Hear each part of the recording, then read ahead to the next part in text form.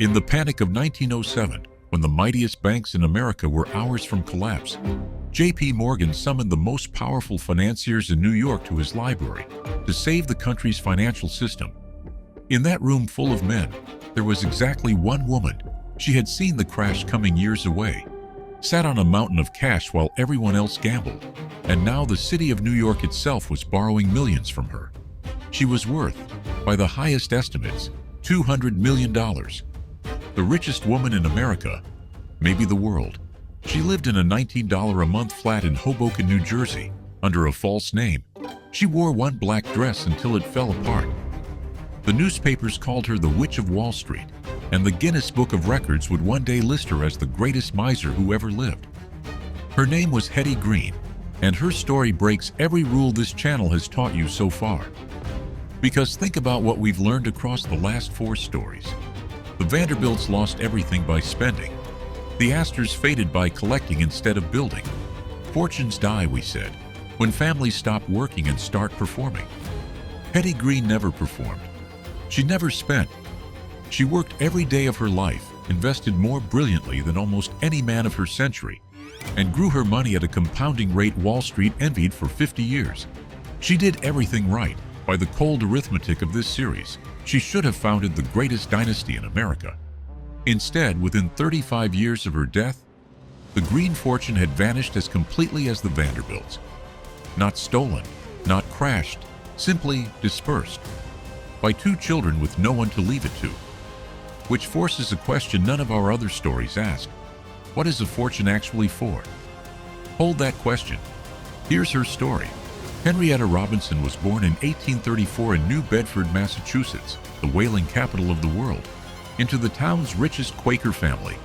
Her grandfather's eyesight was failing, so from the age of 6, the little girl read him the financial pages aloud. Stock quotes were her bedtime stories. By 13, she was keeping the family's books. Quakers distrusted luxury, and her childhood fused 2 ideas into one person. Money is to be grown, and money is never, ever to be enjoyed. Remember that fusion. It made her fortune, and it made her legend. And both cost her more than she ever admitted. In 1865, her father and her aunt died within months of each other. And here the legend usually says she inherited millions. The truth is sharper. Most of it came wrapped in trusts. She got the income, but other men controlled the capital. When her aunt's $2 million estate went half to charity, Hetty produced an earlier will leaving everything to her. And the courts brought in experts, including one of the great mathematicians of the age, who testified the signature was almost certainly traced. She lost after 5 years of war in the courtrooms. Soon after, she and her new husband left for London, where she would spend the rest of her life refusing to let anyone, courts, banks, husbands, stand between her and capital ever again. In London, she started turning income into empire. Her first great trade was pure nerve. She bought United States greenbacks, the paper dollars everyone feared would never be honored in gold, at deep discounts from panicked sellers. When Washington restored the gold backing, her despised paper doubled. It was the trade that defined her method, and she said it herself, in the plainest sentence any investor ever spoke. I buy when things are low and nobody wants them. I keep them until they go up and people are crazy to get them. There was also a marriage, and it ended the way everything ended with Hetty, over money. Edward Green was wealthy when she married him, charming, worldly, and fatally fond of speculation. She made him sign away any claim to her fortune before the wedding. In the 1860s, when a wife's property became her husband's by default, this was almost unheard of. It was also, it turned out, clairvoyant. Edward speculated his own fortune away and then leaned on hers. When his debts finally threatened her capital in 1885, she settled the accounts, separated her money from his life, and moved on with the children. She never divorced him, and she nursed him at the end. But the lesson carved itself deeper. Love was negotiable. Capital was not. Back in America, she built her machine. Railroad bonds bought in panics, mortgages. Real estate in Chicago and New York picked up from ruined speculators. She aimed for a steady 6%, compounding, forever, while the men around her chased 100% years and went to zero. Her edge was structural, and it's worth 30 seconds of your attention because it still works. Hetty Green was always liquid.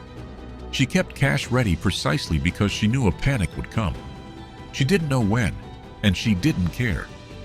When it came, and it always came, she was the only buyer in a market full of forced sellers.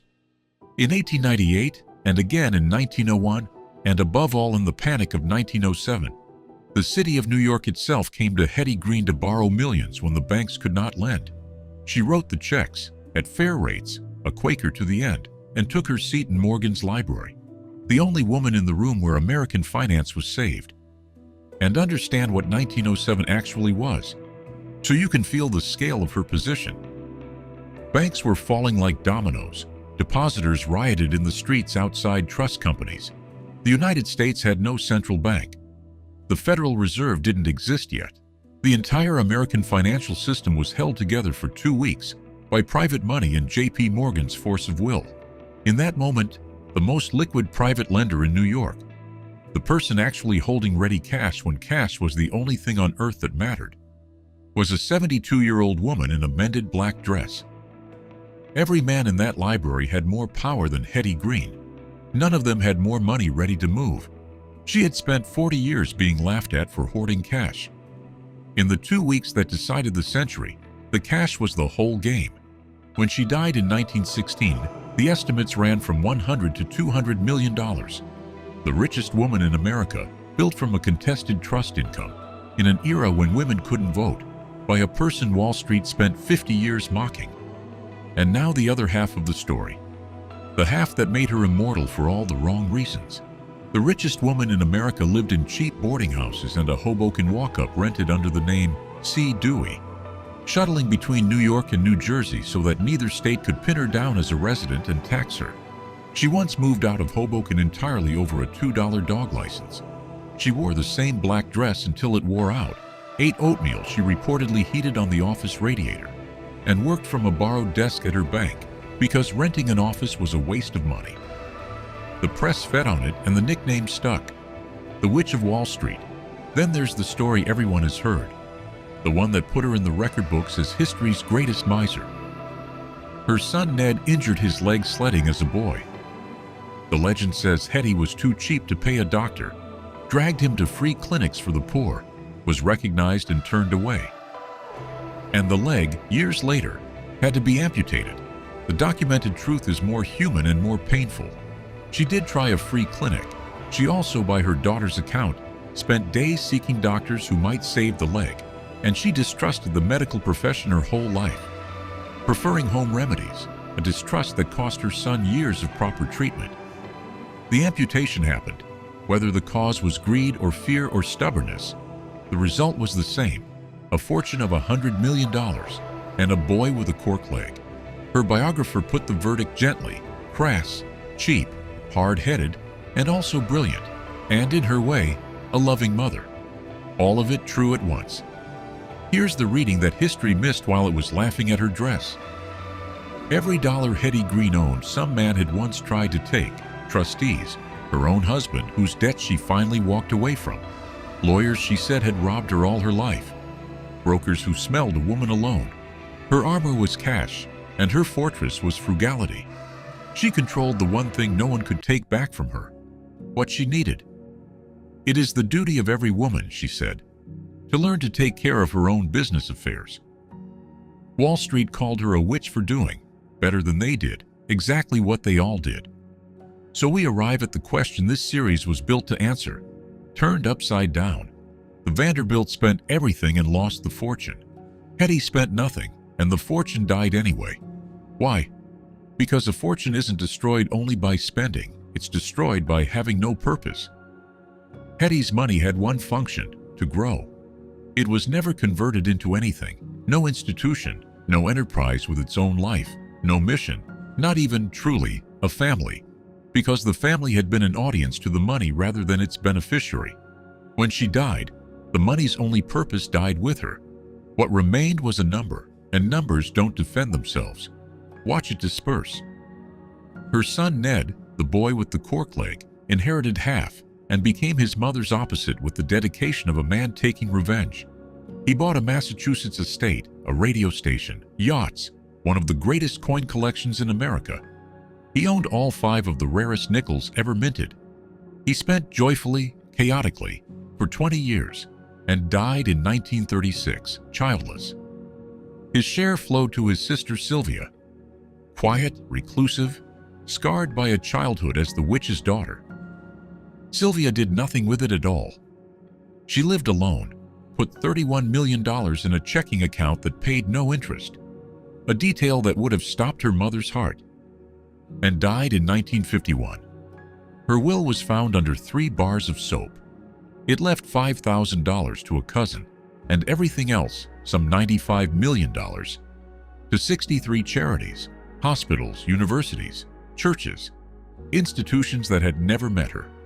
And that was the end. No Green dynasty, no Green foundation with her name in marble. The line ended, the money scattered into 1,000 good causes chosen almost at random, and the greatest fortune a woman had ever built in America simply stopped being a fortune. 35 years, start to finish. Today, finance has quietly apologized to Hetty Green.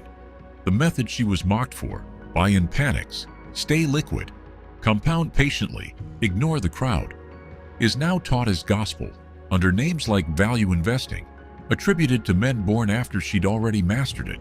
She was the first great value investor in American history, and the record books remember her for a dress. But her real lesson is the one she'd have hated. She proved you can do everything right with money and still leave nothing behind.